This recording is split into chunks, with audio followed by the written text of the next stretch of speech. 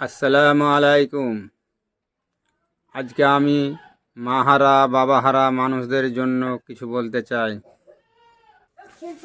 যারা বাবা মায়ের সাথে দিনের পর দিন খারাপ ব্যবহার করেছেন, অন্যায় অত্যাচার করেছেন, জুলুম করেছেন, বাবা মায়ের গায়ে হাত পর্যন্ত তুলেছেন, তাদের জন্য আজকে আমি কিছু কথা বলতে চাই।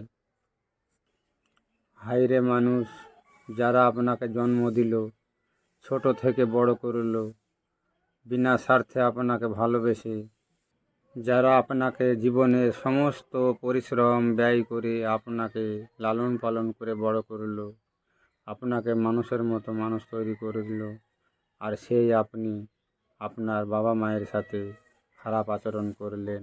আপনার কি অন্তরে একটুও দয়া মায়া নেই? যারা মা বাবাকে দুবেলা খেতে দেননি, বাড়ি ছাড়া করেছেন, অসহায় মা বাবার খোঁজ খবর নেননি, তারা কিভাবে খাচ্ছে, কিভাবে দিন কাটছে। হায়রে দুনিয়া! এইভাবে অন্যায় অত্যাচার জুলুম সহ্য করে হয়তো এই দুনিয়া ছেড়ে কারো বাবা মা এই পৃথিবীর মায়া ত্যাগ করেছে, পরকালে চলে গেছে।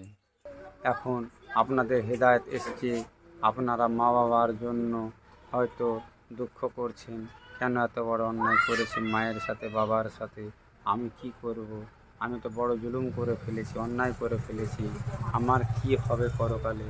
হায়, আপনি চিন্তিত হবেন না, আপনি দুঃখিত হবেন না। আপনার ভুলের কারণে, অন্যায়ের কারণে যে পাপ হয়েছে, গুনাহ হয়েছে, আপনি হতাশ হবেন না। আপনার জন্য আজকে দুটো কথা বলতে চাচ্ছি, আপনি এই কথাগুলো মানুন, আপনি হয়তো ইনশাআল্লাহ এই পাপ থেকে মুক্তি লাভ করবেন, ক্ষমা পাবেন। যে মা বাবার লাখ লাখ টাকার সম্পত্তি, কোটি কোটি টাকার সম্পত্তি নিয়ে আজ আপনি আরাম-আয়েশে আছেন, জীবনযাপন করছেন, সেই টাকা থেকে হয়তো কিছু টাকা আপনি মা বাবার নামে দান খায়রাত করুন। মা বাবার জন্য বেশি বেশি কান্নাকাটি করুন, আপনি সালাত আদায় করুন। সে মায়ের জন্য, বাবার জন্য বেশি বেশি করে দান করুন।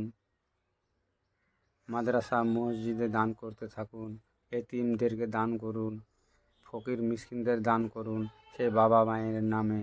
আর আপনি সৎ পথে চলুন, খারাপ পথ থেকে ফিরে আসুন, নামাজ পড়ুন, রোজা রাখুন, আপনি ভালো মানুষ হয়ে যান, দিনের রাস্তায় চলুন, অন্যায় পথ ছেড়ে দিন।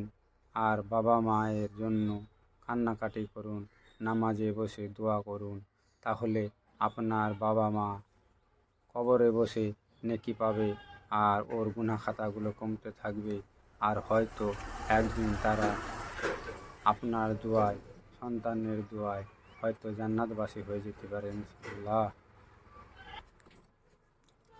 হয়তো আল্লাহ সুবহানাহু ওয়া তাআলা খুশি হয়ে আপনার গুনাহ খাতাগুলোকে মাফ করে দিবেন।